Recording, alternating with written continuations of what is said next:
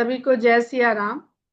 और हम लोग आजकल मानस चर्चा कर रहे हैं इन दिनों। और आज हमारे बीच निवेदिता निवि जी अपना एक बहुत ही सुंदर वक्तव्य प्रस्तुत करेंगी। तो बहुत थोड़ा समय हम लोगों के पास रहता है, सभी लोग जानते हैं। तो सीधे सीधे हम निवेदिता निवि जी का स्वागत करते हैं कि वह अपना नाम और प्रसंग का शीर्षक बताते हुए अपना प्रसंग प्रस्तुत करें। स्वागत है निवेदिता। जय सिया राम आप सभी को। और राम कुटुंब चर्चा में आज मेरी जिसको कहूँ मेरा अर्पण, मेरा पुष्प अर्पण है, कुछ शब्द भाव। तो ये एक ऐसे व्यक्ति की, ऐसी शख्सियत की बात है जिसके लिए कहें कि जो बोल सकते हैं या जिनकी भाषा हम समझ सकते हैं, उनकी सुख दुख भावनाएं संवेदनाएं हम समझ पाते हैं। परंतु जिनकी भाषा ही हम नहीं जानते, उनकी भावनाओं की, उनकी सुख दुख की कल्पना भी नहीं कर पाते। परंतु यदि उनके स्थान पर हम स्वयं को रख लें तो उनको समझना संभव हो पाता है। तो आज मैं जिस चरित्र की, जिस व्यक्ति की, या जिस कहूँ जिस शख्सियत की बात करूंगी, वो अनबोलता जीव है जिसकी भाषा कोई नहीं सुन पाते। लेकिन आज मैंने प्रयास किया है कि उसके अंतर मन में झांकूं, क्योंकि वो इतना लंबा कालखंड बीतने के बाद भी हम सभी के द्वारा पूजित है, लेकिन अंतर मन से वो पराजित है। तो हमारी बात शुरू होती है जब भरत रामचंद्र जी की पादुका लेकर के वापस चलते हैं। उस समय पादुका की बात मैं कर रही हूँ कि पादुका क्या सोच रही है। उस गहन वन में हुई मनीषियों की सभा ने एक निर्णय लिया और मुझ अकिंचन को मेरे प्रभु का प्रतिनिधि बना दिया। अयोध्यापति के जयकारे के साथ होती पुष्प वर्षा और जगमग करती आरती की ज्योति संग कलरव करती घंटी की निनाद के साथ भरत ने मुझको अपने शीश पर उठा लिया। चेहरे पर झलकते विश्वास के संग सभी मेरे सामने मस्तक झुकाते आगे बढ़ते जाते। नंदीग्राम आने के बाद भी भरत तो पल भर के लिए भी मुझको अपनी आंखों से ओझल नहीं होने देते। शत्रुघ्न भी पहले मेरे सामने प्रणिपात करते, तब भरत को प्रणाम करते थे। माताएं भी मुझ पर स्नेहिल दृष्टि से अपार दुलार बरसा देती थी। इतना स्नेह और सम्मान पाने के बाद भी मेरा मन अशांत रहता। हर पल अपना अपराध ही खोजता रहता। कोई भी कारण नहीं मिलने पर उद्विग्नता और बढ़ जाती। मुझको उन्हीं चरणों से दूर कर दिया गया था जिनकी रज स्पर्श करने के लिए, उसके एक नन्हे से कण को पाने की चाहत में बावरे बने से सभी सदैव लालायित रहते हैं। और मिल जाने पर मिल जाने पर तो डिबिया, पोटली अथवा माथे पर सहेज लेते हैं। कुछ तो इतने विह्वल हो जाते हैं कि उसके खो जाने के भय से अपनी जिह्वा के नीचे ही रख लेते हैं। मैं मैं तो सदैव उन्हीं चरणों के नीचे आसरा लिए रहना चाहती थी। प्रभु मेरा इतना अधिक ध्यान रखते थे कि मुझको कोई कंकड़, पत्थर या कांटा न चुभ जाए, और उन चरणों में सकल ब्रह्मांड का अनुभव करते। कितना निश्चिंत जीवन था मेरा। मैं औरों की भाषा में बोल नहीं पाती हूँ। संभवतः इसीलिए मेरी पीड़ा और सिसकियों को किसी ने सुना ही नहीं। तब समझता कौन? तब भी जानना चाहती हूँ कि मुझको प्रतिनिधि बनना है अथवा नहीं, और प्रतिनिधि बन के प्रभु से दूर जाना है कि नहीं, यह मुझसे किसी ने क्यों नहीं पूछा। क्या मेरा अपराध सिर्फ यही है? मैं प्रभु के चरण पादुका हूं और सदैव उनके साथ रहती हूँ। प्रभु के चरणों में रहना तो कोई अपराध नहीं है। मुझे इस अपराध का दंड क्यों? बहुत बहुत आभार। जय सिया राम। बहुत ही सुंदर। सभी लोग अपने अपने भाव यहाँ पर बताइए, सभी लोग। बहुत सुंदर, मौलिक और अद्भुत। अच्छा लगा। लाइट नहीं है हमारे यहाँ। तो क्या कहें कि मतलब ए, एक पादुका के अनुभव को इतनी अच्छी तरह से मतलब व्यक्त करना बहुत बड़ी बात है। बहुत अच्छा, में बहुत भी उन्होंने संवेदन, जान डाल दी, उसको बोली वाणी भाषा दे दी। बहुत संवेदनशील, मतलब इतना अद्भुत कि क्या कहें। बहुत अच्छा लगा। मतलब कुछ लिखने के लिए कलम रख दी गई, बस सुनना था उसको। मतलब सुन लें, इतना अच्छा लग रहा था। हम तो आंख बंद करके सुन रहे थे और पूरा दृश्य का आनंद उठा रहे थे। बहुत ही सुंदर, एकदम अनूठा। प्रणाम साथियों। कब हृदय बोल रहा है। निवेदिता निवि जी का जो आज मैंने अभी पादुका के विषय में सुना, वो पादुकाओं का जिस तरह से मानवीकरण करके और पादुका की भावनाओं को जिस तरह से इन्होंने व्यक्त किया और बोला, वो अद्भुत, अकल्पनीय और अवर्णनीय रहा मेरे लिए। और मुझे इससे पहले इतना सुंदर तरीके से ये सोचने का ढंग, ये बोलने का ढंग और ये शब्दों का चयन निवेदिता जी का मुझे अद्भुत, बहुत सुंदर, बहुत प्रशंसनीय। मैं बिल्कुल भाव विभोर हूँ सुनकर। पादुका बहुत की बहुत तरफ से धन्यवाद रोना आ निवेदिता, रहा था, बहुत इतना बहुत अच्छा धन्यवाद आपने बोला। जी। जब आंख में बहुत आंसू आ जाते। आभार। हमने भी सुना, अच्छा लगा, बहुत अच्छा। छोटा सा वक्तव्य मगर एकदम सदा हुआ, बहुत ही प्यारा, सच में। मतलब कितनी संवेदना है ये। बिल्कुल। क्या कहना। निवेदिता चलिए जी का तो निवेदिता बिल्कुल ये श्रीवास्तव जी, ओरिजिनल मैं प्रणाम करता हूँ आपको। Original thinking. मैं पूरा तो नहीं सुन पाया था, ना सुना, उससे पूरे का आनंद मिला। की वाणी बहुत अच्छी है। और आपने जो प्रेजेंट किया पादुका के बारे में, उसके पादुका में जो एक कण है जिसके लिए भरत जी तरसते थे, बहुत ही सुंदर आपका प्रेजेंटेशन रहा। आपको बहुत बहुत धन्यवाद। और हमें आगे भी सुनने को मिलेगा, ऐसी मेरी इच्छा है। जय श्री राम। लालची है हम लोग।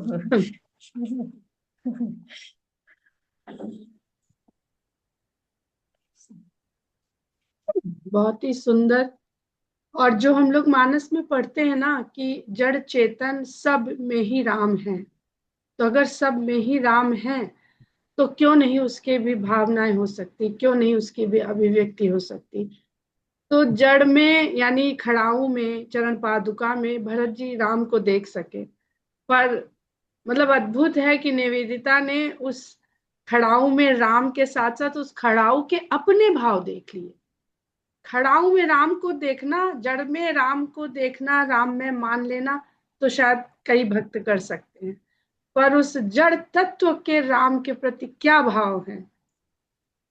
तो हम लोग नाहक ही कहते हैं कि जड़ है, जड़ है, जड़ है। दीपा का जो जड़ तत्व का शब्द है, देखिए जड़ कहाँ तक जड़ की भी परिभाषा को कहाँ पहुंचा दिया, संवेदनशीलता की पराकाष्ठा पर पहुंचा दिया। भरत जी का बहुत ही सुंदर दीदी, बहुत ही सुंदर। बहुत सुंदर, बहुत ही सुंदर। अब यहाँ पर थोड़ी बात कर लेते हैं, अगर कोई और कुछ कहना चाहता है तो उसका बहुत बहुत स्वागत है। मैं हम जानती सिर्फ हूँ यहीं विनीता पे जी। बैठे बैठे नीवी को गले लगाना चाहते हैं। बहुत प्यार, बहुत प्यार। मैं तो ये कहना चाहती हूँ कि निवेदिता आपकी इतनी ओरिजिनल थिंकिंग है और इतने सुंदर भाव हैं, उतने ही सुंदर शब्द हैं। बहुत मतलब मजा तो बहुत अंदाज भी, छोटा पढ़ने का शब्द है। अंदाज भी आनंद, बहुत। आनंद आ जाता है कुछ भी सुन के आपसे। थैंक यू सो अब मच। जो कल की चर्चा थी, परसों दरसों जब से भी सबके मन में चल रही थी, तो जड़ता क्या है, जड़ता बुरी नहीं है। हम किस भाव से उस जड़ता के भाव को अपने में ले रहे हैं और अपनी जड़ता किस प्रकार उसमें आरोपित कर रहे हैं, उसको भी कहना मुश्किल है कि जड़ता में भी जब राम है तो। लेकिन चरण पादुका के बारे में पहली बार सुना है, इसकी तो बहुत अच्छा लगा। जी, बहुत सुंदर। असल में विनीता जी, इसमें इसके पीछे मूल भावना जानती है क्या? राम बनना बहुत मुश्किल है। हम अगर उनकी चरण पादुका भी बन जाएं तो हमें बिल्कुल उनका कण मिल जाएगा। जी, बिल्कुल तो बिल्कुल। बस इसी भाव से, इसी चीज और से ये मैं वहां बहुत पहुंची। सुंदर कि उस चरण पादुका को कांटे और कंकड़ नहीं चुभे। मतलब ये अगर भाव तो कहाँ ले जाता है कि चरण पादुका पहनी क्यों जाती है कि पहनने वाले के पांव में कांटे और कंकड़ न चुभे, पर क्योंकि पहनने जब वाला यहाँ तक सोचे कि उस पादुका को कंकड़ और कांटा न चुभे। ये राम है। बहुत यही राम सुंदर। है। शब्द नहीं है आपके भावनाओं के लिए। हम लोग थोड़ा सा जड़ पर कल से चर्चा कर रहे हैं, तो एक बिंदु कल चर्चा से छूट गया था कि हम लोग देखते हैं कि जब कामदेव अपना प्रसार करते हैं शंकर विवाह से पहले, तो उसमें गोस्वामी जी लिखते हैं ना कि मनुष्य जीव तो जीवधारी तो छोड़िए, जड़ भी काम से ग्रस्त हो गए, काम भावनाओं से ग्रस्त हो गए। नदियां तालाब की ओर और सब लताएं वृक्ष की ओर दौड़ पड़ी। तो ये तो काम के प्रभाव का प्रभाव है कि जड़ तक भोग में लिप्त हो गए। जड़ वो भी भोग के भाव से भर गए। और वहीं पर जब भरत जी आते हैं राम को वापस ले जाने के लिए, मनाने के लिए, तो वहां पर भी प्रसंग पढ़िएगा, तो वहां पर भरत के प्रभाव के कारण जो जड़ तत्व है वो प्रेम, निश्चल प्रेम के प्रभाव से अभिभूत हो जाते हैं। वो पत्थर, वो मार्ग, वो जंतु तो छोड़ दीजिए, वो भरत के तो जो व्यक्ति है, जो जीव है, उसके भीतर का भाव किस तरह से पूरे वातावरण को प्रभावित कर लेता है, वो उसी मैं, प्रेम में या भोग में उसको बना देता है, उस जीव का भाव। और भाव जो है वो मन, बुद्धि, चित्त तक नहीं जाता है, पहले मन से ही पैदा होता है। तो हम लोग कल मेघनाद की जो बात कर रहे थे, मेघनाद की थोड़ी सी बात कर लेते हैं कि ये तो हम लोगों ने समझा था कि मेघनाद को लक्ष्मण ही क्यों उनका वध कर सकते थे।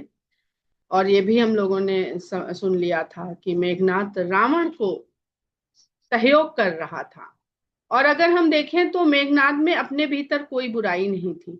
तो जिस प्रकार रामचरितमानस में मेघनाद का चरित्र है, उसी प्रकार से महाभारत में कर्ण का चरित्र। एक बहुत ही सुंदर पुस्तक है, उसमें वेद से लेकर के रामायण और महाभारत तक की तुलना करी जाती है काल के अनुसार, वैदिक काल से लेकर के रामायण काल, महाभारत काल तक। तो वो कहते हैं, कुबेरनाथ राय जी, बहुत लोग नाम जानते होंगे, उनकी पुस्तक है, बहुत बड़े निबंध लेखक हैं, रहे हैं। तो मेघनाद और कर्ण पर उनकी वीर गाथा लिखी जा सकती है, उन पर ट्रेजेडी स्टोरी लिखी जाती है, जा सकती है, पर उन पर महाकाव्य नहीं रचा जा सकता है। हम लोग अक्सर नाटक देखने जाते हैं, कर्ण के ऊपर तो कितना ही लोगों ने लिखा है, पर कर्ण की ट्रेजेडी लिखी जाती है, क्योंकि कर्ण का जो जीवन है वो आदर्श नहीं है, उसमें ट्रेजेडी है। और वो अपनी उस ट्रेजेडी से मुक्त होने के लिए क्या करते हैं, वो भले बुरे के सहयोग को सोच विचार ही नहीं करते हैं। तो वहां पे क्या महत्वपूर्ण हो जाता है, वहां पे महत्वपूर्ण हो जाता है उनका अपना क्षोभ, उनका अपना शोक, उनका अपना दुख, उनका अपना जो कहते हैं ना, उनको नेग्लेक्ट जो किया समाज ने, परिवार ने। अब यहाँ पर लक्ष्मण और मेघनाद का संबंध जो वैराग और काम, कभी भी वैराग ही काम को परास्त कर सकता है, पराजित कर सकता है, ये वैदिक सिद्धांत का कथा रूप है। अब अगर हम लक्ष्मण को देखते हैं तो जरा ध्यान दीजिएगा कि फुलवारी में जब राम और सीता एक दूसरे को देखते हैं तो क्या ही उन लोगों की भावना रही होगी, कौन सा प्रेम था। वो मुख्य रूप से श्रृंगारिक प्रेम है। राम और सीता एक दूसरे को श्रृंगारिक प्रेम से विभल होके देख रहे हैं, और वहां पर लक्ष्मण जी साक्षी हैं और सदा साक्षी रहे। तो जो श्रृंगारिक प्रेम के साक्षी होकर भी कभी श्रृंगारिक भाव की ओर उन्मुख नहीं हुए, वो लक्ष्मण है। वो सदा वैरागी भाव में ही रहे। तो हम लोगों ने हनुमान जी ब्रह्मचारी हैं, पर लक्ष्मण जी वैरागी हैं।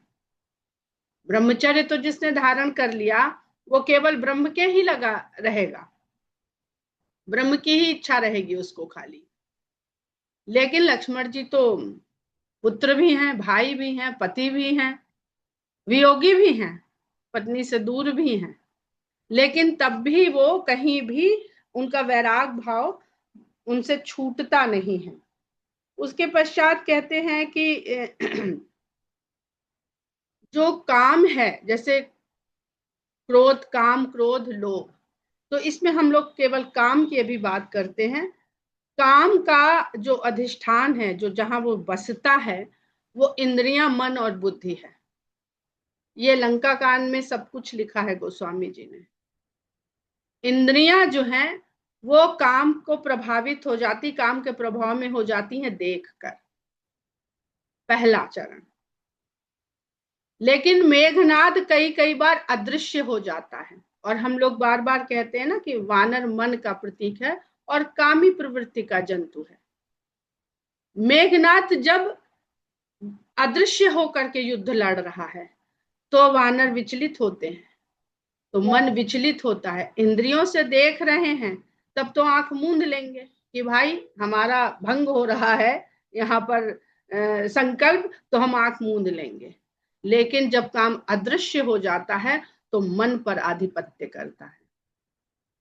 जब मन पर आधिपत्य करता है तो इंद्रियों से परे हो जाता है, क्योंकि मन कामी प्रवृत्ति में आ चुका है।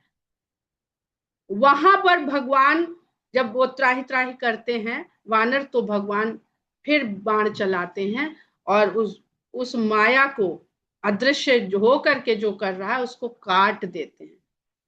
और यदि कहीं वो बुद्धि तक उसका अधिष्ठाता हो गया, काम की जो इच्छा है, तो फिर बुद्धि विवेक और ये सब सोच विचार छोड़ देती है, उसको कुछ भी नहीं देखना रहता है। तो सबसे पहले काम का जो आक्रमण होता है इंद्रिय पर होता है, फिर मन पर होता है, फिर बुद्धि पर होता है। तो लक्ष्मण जी का यहाँ पर जो प्रसंग है मेघनाद के साथ और वानरों के साथ जो युद्ध है, इसको पढ़िएगा तो आपको और भी अच्छे से समझ में आएगा। काम भगवान की शरण में जाकर वृत्ति को प्रवृत्ति नहीं निवृत्ति करता है। उत्तरकांड में आप लोग वृत्ति के ऊपर पढ़ेंगे, वृत्ति यानी बाती, और एक बाती और दीपक का पूरा प्रसंग रहेगा उत्तरकांड में। तो जो बाती है दरअसल वो मनुष्य की वृत्ति है। बाती को भी वृत्ति ही शुद्ध शब्द जो संस्कृत में है वृत्ति है। तो बाती को जला दिया जाता है। तो वृत्ति क्या होती है, यदि हम उस वृत्ति को बसाए रहें अपने भीतर तो हमारी वो प्रवृत्ति बन जाती है, और प्रवृत्ति को अगर हम पलट दें तो परिवृत्ति हो जाती है। तब भी हमारे मुड़ने के बार बार चांस रहते हैं। युद्ध में आपने देखा, जाते हैं फिर लौटते हैं, जाते हैं फिर लौटते हैं। तो यही तो मन चलता रहता है। हम समझाते हैं, फिर वो भागता है, फिर हम लौटते हैं, फिर भगवान की शरण में जाते हैं, भगवान बचाओ, ऐसी भावनाओं से हमें बचाओ, ऐसी इच्छाओं से हमें बचाओ। और जब हम भगवान की शरण में जाते हैं तो निवृत्ति होती है, जो वृत्तियां हैं उनकी निवृत्ति होती है। तो राम साक्षात प्रेम स्वरूप है, प्रेम स्वरूप है। वहां पर वनवास में ज्ञान स्वरूप कहा गया है, और ज्ञान का अंतिम लक्ष्य प्रेम ही है। कौन सा प्रेम? जो कभी भी खत्म नहीं हो, कम नहीं हो। तो राम ज्ञान और प्रेम का मूर्तिमान स्वरूप है, और रावण अहंकार का है। काम का अधिष्ठान इंद्रियां, मन और बुद्धि है, और वानर साधना के स्वरूप। साधना मन से की जाती है। जब साधना करते हैं तो अब आपको समझ में आएगा कि यही यही यही चलता है। मन उधर जाता है, फिर लाते हैं, फिर जाता है, फिर उधर दूध वाला आ गया, सफाई वाली आ गई, ये आ गया, वो आ गया। और वो काम हम तो बहुत दूर है, अभी तो हम लोग बहुत नीचे, बहुत ही मूलाधार जैसी चीजों में फंसे हुए, जो निकृष्ट कर्म है। फिर मेघनाद के सामने जाने पर वानर मारे जाते हैं। ऐसा नहीं है कि मरे जब वो काम से सामना होगा तो वानर भी मारे जाते हैं, अनेकों वानर मारे जाते हैं। मेघनाद मायामय होकर आकाश में दिखाई नहीं दे रहा, पर आक्रमण कर वानरों को परास्त कर रहा है। इंद्रियों के लिए काम दिखता है, पर मन में काम व्याप्त होता है। दिखना भी आवश्यक नहीं है। अब जो बुद्धि पर काम का साम्राज्य हो जाए, तो देखिए मेघनाथ एक यज्ञ करने जाता है। उस यज्ञ का उद्देश्य क्या है? युद्ध को जीतना। और विभीषण कहते हैं कि अगर ये यज्ञ इसने पूरा कर लिया तो फिर इसको पराजित करना असंभव हो जाएगा। यहाँ पर देखिए तो एक पाप कर्म है, युद्ध, हिंसा, वीरता की बात है, उस पे भी अभी चर्चा करेंगे। अभी हम सीधे सीधे युद्ध को ले रहे हैं कि युद्ध एक ऐसी हिंसा है जिसमें बहुत सारे लोगों का नाश करना है मेघनाथ को, ये एक पाप कर्म है। और यज्ञ क्या है? एक पुण्य कर्म है। तो पाप कर्म को जब पुण्य का पूर्ण सहयोग मिल जाए तो फिर पापी को मारना बहुत कठिन है। पापी पापी मिले रहें तो पुण्य को उनको हरा लेना सरल है, लेकिन पापी और पुण्य दोनों मिल जाए तो, और राम मनुष्य हैं, नर हैं, भगवान के लिए कुछ असंभव नहीं है, लेकिन उन्हें तो यही मनुष्य बन के ही युद्ध करना है रावण की लंका में। हम सब मनुष्य होकर ही युद्धों को लड़ रहे हैं। तो इसलिए उस यज्ञ को विध्वंस करना है कि पाप का सहयोगी पुण्य को नहीं होना चाहिए। आप देखिए बड़े बड़े सिद्ध लोग हैं, बड़े बड़े माफिया हैं, वो जाते हैं शरण में सिद्ध लोगों की, और कैसे कैसे बढ़ते चले जा रहे हैं आगे। ये क्या है? ये शायद यही है कि पाप को पुण्य का सहयोग मिला है। वो फल जब मिलेगा तब मिलेगा, उनको भी मिलेगा, उनको भी मिलेगा, पर बल तो बढ़ रहा है।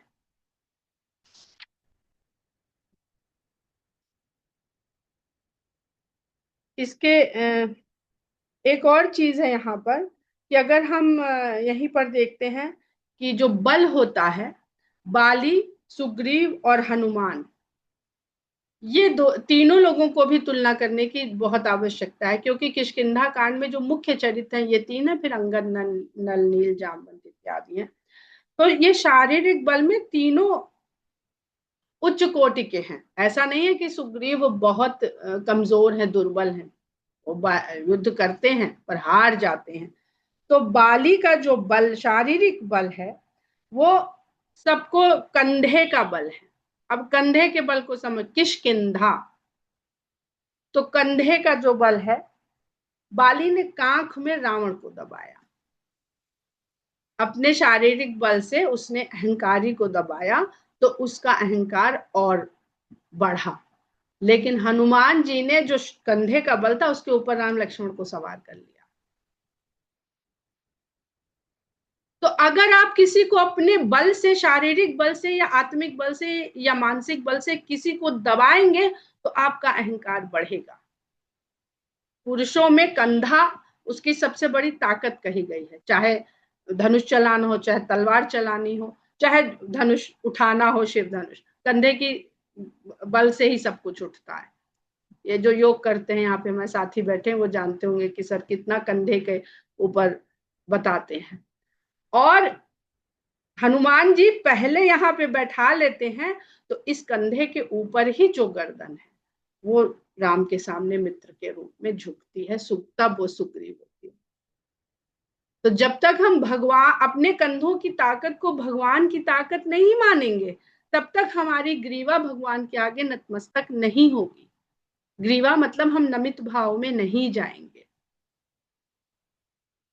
इसके अलावा एक बहुत सुंदर लंका कांड से ही संबंधित प्रसंग इसी में पढ़ने को मिला।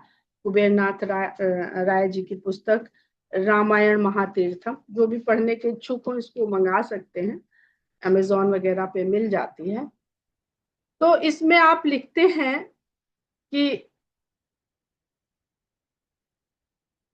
अथर्ववेद में, अभी हम लोग बल की और वीरता की बात कर रहे हैं, और एक हम लोग गायत्री मंत्र पढ़ते हैं, तो भू भुवः स्वः, ये पहले भी हम लोगों ने इस पे बात करी है कि भू यानी भूमि पृथ्वी, भुवः यानी अंतरिक्ष, और स्वः यानी हमारा आत्मा। तो यही तीन तो संघर्ष हैं, हमारे अपने भीतर का, हमारी अपनी पृथ्वी पर संघर्ष, और अंतरिक्ष में संघर्ष। अंतरिक्ष में भी बराबर संघर्ष चलता रहता है। या हम अपने चिदाकाश में जाते हैं, तो जब ये सब संघर्षों से जीत लेते हैं तो हमारे चिदाकाश में संघर्ष चलता रहता है। तो इतना सुंदर उन्होंने लिखा है, अथर्ववेद वीरता को भी एक योग, साधना पद्धति या कौशल पद्धति, एक कौशलता है वो वीरता, मानता है। इसकी संज्ञा जिष्णु योग, इसको जिष्णु योग कहते हैं, जो वीरता है। जिष्णु का अर्थ भी विष्णु ही होता है, पर जिष्णु का शाब्दिक अर्थ होता है जयशील, जो सदा जीतता रहे, जिसमें सदा जीतने की भावना बनी रहे। जयशुण होने का योगाचार है। ये वैदिक काल की परिभाषाएं हैं, व्याख्याएं हैं। इस प्रश्न को रामचरितमानस में तुलसी ने स्यंदन के रूपक में उठाया है। ये स्व के साथ जोड़ के देखिएगा, जय जय होई सो स्यंदन आना। स्यंदन के माध्यम से एक जिष्णु योग की थ्योरी मानस में बड़े सुंदर ढंग से प्रस्तुत करी गई है। महाभारत में जिष्णु योग का प्रतीक धर्मी संकेत उपस्थित है। नर महारथी और नारायण सारथी के प्रतीक में है। ये प्रतीक महाकाव्य के ये छोड़ देते हैं, महाकाव्य का प्रसंग आ जाता है। फिर कहते हैं, ये स्यंदन की परिभाषा है, वीरता के मूल में दो ही प्रेरणाएं होती है। ये बहुत सुंदर मुझे लगा कि वीरता के लिए दो ही बातें हमें प्रेरित करती हैं, स्वरक्षा और विजिगीषा। विजिगीषा माने विजय की इच्छा। स्वरक्षा तो मनुष्य का पशु धर्म है। अब ये बात हम लोग बड़े उससे कहते हैं, लेकिन देखिए जो इस बात से आगे बढ़ गए हैं वही इसको समझ सकते हैं कि स्वरक्षा के लिए हिंसा करना हम लोग धर्म समझते हैं, पर कहते हैं स्वरक्षा तो मनुष्य का पशु धर्म है, जानवर तक में है, परंतु विजिगीषा मनुष्य की विशेषता है, विजय की आकांक्षा। कोई भी पशु विजय की आकांक्षा से वीरता को धारण नहीं करता, केवल मनुष्य विजय की इच्छा से वीरता को धारण करता है। अपनी रक्षा के लिए हर जंतु एक वीरता को, जो उसकी शरीर की क्षमता है उसके अनुसार धारण करता है। इसके मूल में भूमा अर्थात बहुल और विस्तृत होने की इच्छा है, यानी पूरी भूमि में उसका बाहुल्य हो जाए, उसका क्षेत्र बढ़ जाए, उसका साम्राज्य बड़ा हो जाए। ये आत्मा का गुण है और मन का भी। मन की भूमा जब अहंकार से जुड़ती है तो ये वीरता उच्छृंखलता या उपद्रव मात्र होती है। यदि यह उच्चतर वृत्तियों से जुड़ती, अब यहीं से वृत्ति को समझने का प्रयास करिएगा, यदि यह उच्चतर वृत्तियों से जुड़ती है तब इसका संबंध आदर्श शूरता या वीरता से होता है। अब आपको समझ में आ रहा होगा कि वीरता रावण में भी है, वीरता राम में भी है, उनका उद्देश्य क्या है। वीर धर्म जिष्णु योग है, ये एक योगाचार भूमि है। जिष्णु का अर्थ विष्णु और इंद्र दोनों होता है। ये दिव्य वीराचार है, इससे जुड़ा व्यक्ति अपराजेय होता है। महाअजय संसार रिपु जीत सकई सो वीर। महाअजय संसार रिपु जीत सकई सो वीर, ये महाअजय योग है। इसी को अथर्ववेद में जिष्णु योग कहते हैं। तो कौन सी विजय करनी है, यहाँ से बिल्कुल स्पष्ट हो रहा है कि हमें स्वयं में ही स्वयं को जीतना है, किसी और को नहीं जीतना है। यही वीरोचित गुण होता है।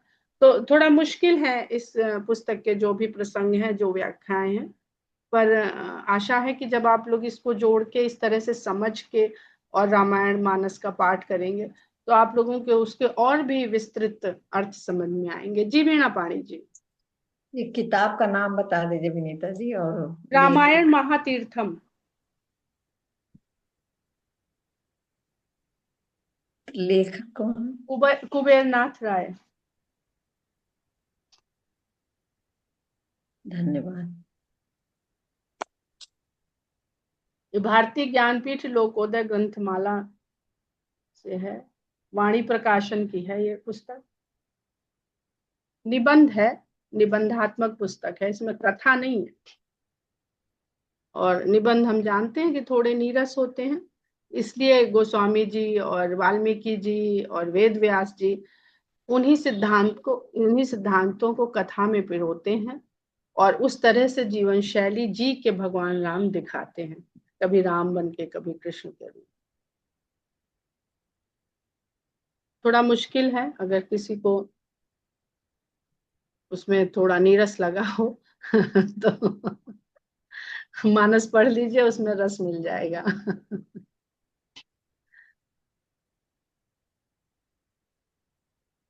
तो हम लोग आज यहीं पर चर्चा को विराम देते हैं। जय सिया राम।